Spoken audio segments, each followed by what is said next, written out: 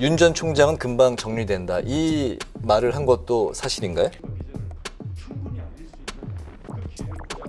원희룡 지사가 틀림없는 사실이고 뭐 토론회 2번이면 윤석열 낙마시킬 수 있다고 말했다. 원희룡 지사께서 만약에 자신감이 있으시면은 앞에 주어 윤석열 전 총장이 정리된다 해서 윤석열 전 총장이란 말을 제가 했다고 확실하게 답을 해주십시오. 지금 상황에서 그때 대화를 제가 그대로 다시 들어봤거든요. 네. 그런데 결국은 그 앞에 캠프와의 갈등 상황이 계속 묘사되고 그래서 제가 얘기했던 것이 갈등 상황에 대해 가지고 언급하는 과정 중에서 곧 그런 상황이 정리될 것이라고 이야기한 것이고 이게 얼마나 어폐냐 하면은 제가 어떻게 정리한다는 겁니까? 후보 하나를. 제가 무슨 뭐 손가락으로 튕기면 후보가 갑자기 정리된다 이런 능력이 있기라도 한다는 겁니까? 저는 자신 있게 말씀드리겠습니다. 제가 주어로서 윤석열이라는 것을 이야기한 바가 있는지 오히려 제기하신 분이 아마 얘기해 주셔야 될 겁니다. 문장을 그대로 읊어드리면요.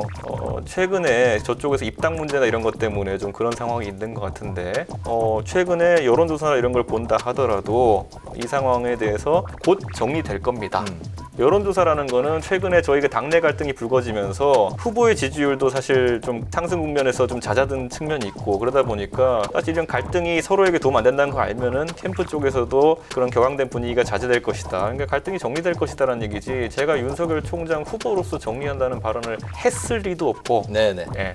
근데 궁금한 게 원희룡 후보는 왜 흥분해서 이렇게 언론에 그런 이야기를 한 건가요? 저는 흥분하실 만한 사정은 있었다고 봅니다. 왜냐하면 원희룡 지사께서 제가 기억하기로는 이번 주 초였는데 제가 교육받고 있던 과정이었는데 전 전화하셔가지고 선관위원장으로 모 인사는 곤란하다라는 발언을 하셨어요. 네. 그래서 저는 제가 후보가 그런 말씀을 하시는 건 상당히 부적절하다는 취지로 말씀드렸고 뭐 원재 사람도 나름의 설명하려고 하셨겠지만은 저는 굉장히 그것을 부적절한 어떤 후보의 발언으로 봤고 네. 그래서 다소간의 그 대화 속에서 언쟁이 있었던 건 맞습니다. 저는 뭐 그런 것에 대해서 개의치 않고 저는 거기에 대해서 제가 밖에 가서 얘기했습니까? 그런데 원 지사께서 오늘 그런 부분을 또 그렇게 얘기하셨다는 거는 상당히 유감이고요.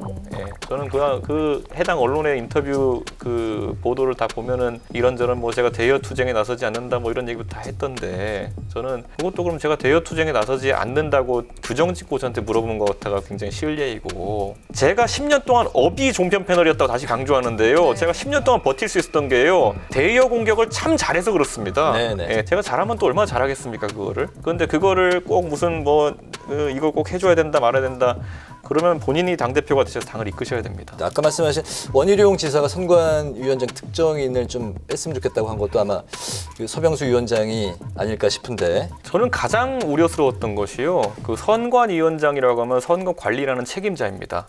그리고 그 지명권이라고 하는 것은 대표에게 있고요. 그것을 추인할 권한은 최고위원회에 있습니다. 그런데 어떤 후보든지 거기에 대해 가지고 의견을 내는 것은 굉장히 위험한 행동입니다. 네, 그렇기 때문에 저는 뭐 제가 원 지사님을 딱히 지목하고 싶은 생각이 없는 게 이건 사적인 대화였기 때문에 저도 지금까지 공개 안 했던 것이고 원 지사님이 이렇게 하시기 전까지는 다른 후보들 쪽에서도 그 선관위원장에 대해 가지고 이런저런 이야기는 하실 수 있겠지만은 네. 오히려 그런 언급을 하시는 경우에 그 이름이 언급된 인사는 속된 말로 킬됩니다. 제가 봤을 땐 이름 석자만 언급되었으면 참 훌륭한 분인데 어느 캠프에서 추천한다. 어느 캠프에서 이분은 괜찮다고 한다. 이러는 순간 그분을 어떻게 하마평에 올릴 수 있겠습니까? 제가 솔직히 개인 택시 양수 교육 받으면서 들은 이름만 5명이 넘고요. 네.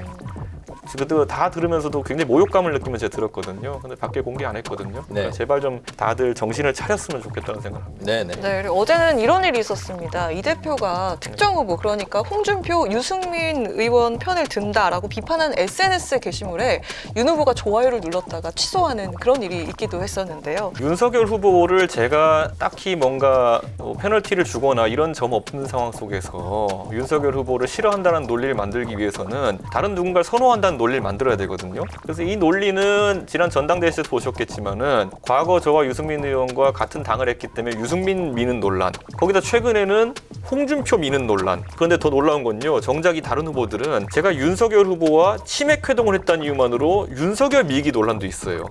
일부 호사가들은 제가 오세훈 시장을 나중에 최종 대선 후보 만들려고 한다는 그런 의혹까지 제기하고 있어요. 네.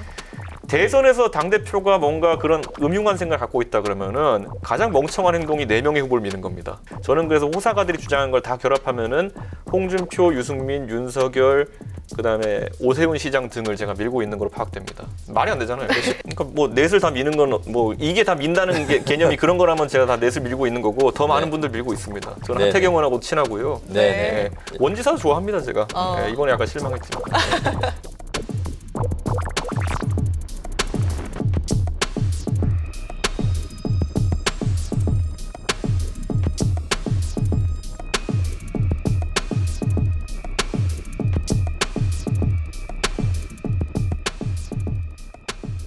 부분 녹취록, 정확하지도 않은 인공지능 녹취록을 일부만 풀어서 교묘하게 그 뉘앙스를 비틀어 왜곡하고 있습니다. 자, 요구합니다.